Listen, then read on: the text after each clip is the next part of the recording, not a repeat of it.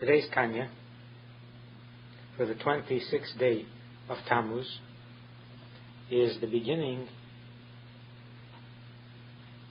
of Perek Yud, the beginning of chapter 10 of Igeres HaTshuva.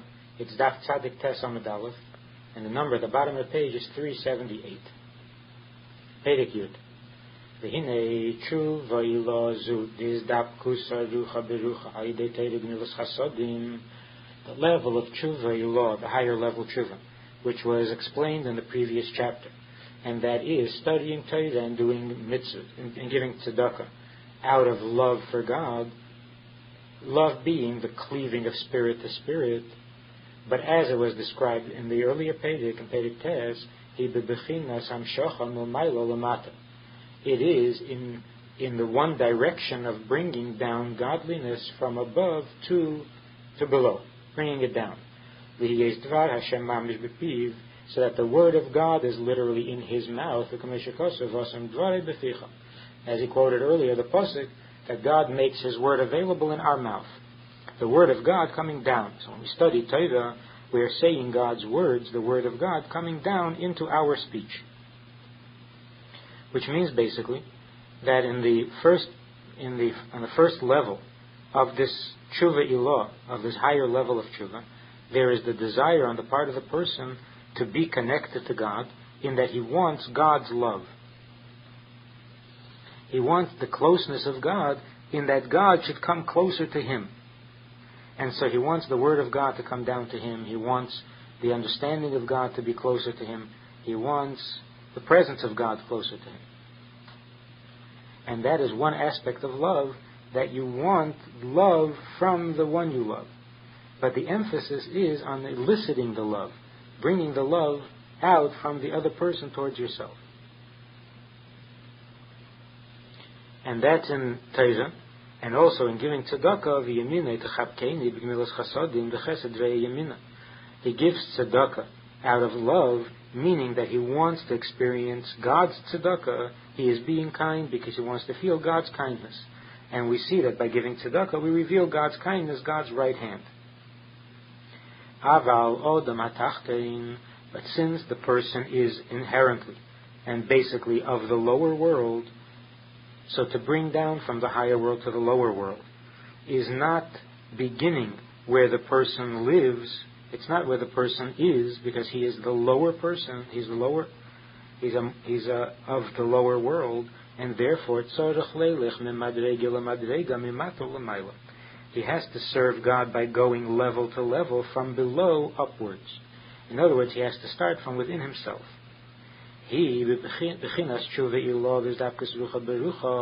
This too is a higher level tshuva, and it is also out of love, the cleaving of spirit to spirit, but it is bekavanas halev betfilah. This comes in davening of befad b'kriyah shema b'rechisah, and particularly in the Shema and the blessings before the Shema. So the other level of tshuva, bringing down godliness from above, that comes in Torah and in tzedakah. This level of raising oneself from his lower condition to bring himself closer to God, rather than the other way around, this comes mainly in davening, and particularly in the Shema.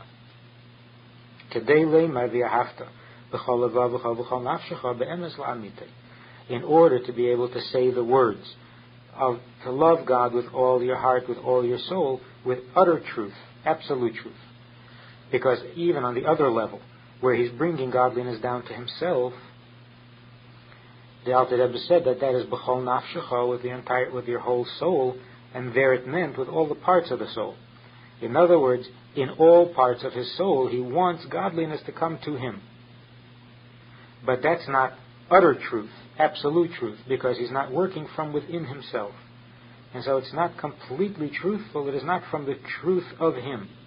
But when he works from below, he raises himself, he arouses his love for God, then it's from himself, and that is the emes la'amite.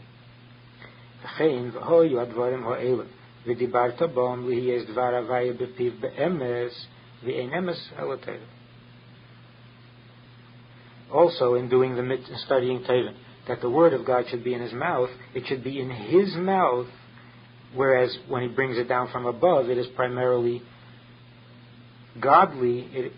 It remains above him. It remains somewhat removed from his intrinsic level. Whereas when he does it from below, from within himself, then the word of God is truly in his mouth. So, also in doing all the mitzvahs, there are these two possibilities. Either the mitzvah is coming from above and remains somewhat removed from him, or it's coming from within him and he is being elevated. So the statement, who has made us holy with his mitzvahs, is not a holiness that comes from above, but rather it is as in a marriage. When the woman is sanctified, it means that she rises from a level where she was available and single and available.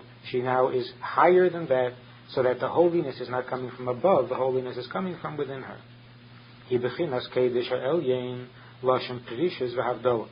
Kiddishanu comes from the word Kaddish, which means a higher level of holiness, a separateness, a separation, where the person becomes separated from his own lowliness.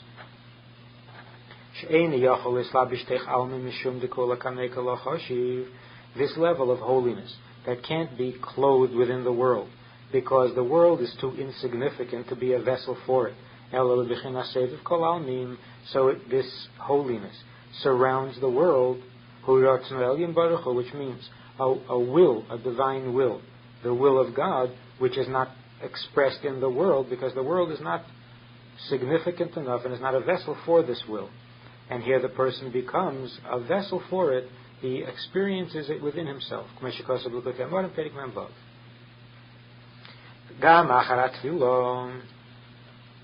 This is all in davening. But also after the davening,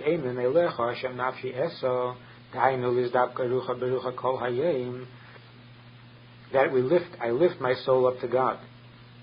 And again, the idea of elevating oneself, not bringing godliness down. And that means that even after the davening, there's a cleaving, and there's a oneness of spirit to spirit all day long that doesn't end when the davening ends. And all of this is a higher level of tshuva, because it comes from a contemplation of God's greatness, with a deep concentration, b'shtayim lefaneha, in the two brachas that come before the Shema, or b'psukei de zimra, and in the first part of the davening, which is called psukei de zimra, k'neida, as is known. And we find concerning the davening also two expressions that suggest both levels of tshuva, the higher level tshuva and the lower level tshuva. Because it says concerning davening, that one does not begin to daven except through a feeling of heaviness, a feeling of respect and humility. And that is the humility that comes when he is contemplating the compassion for the neshama and the damage that was caused by the sin. That's the keved reish, the heaviness that he feels, which is supposed to be the proper attitude with which to begin davening. And then there's a second statement in the Beraisa where it says that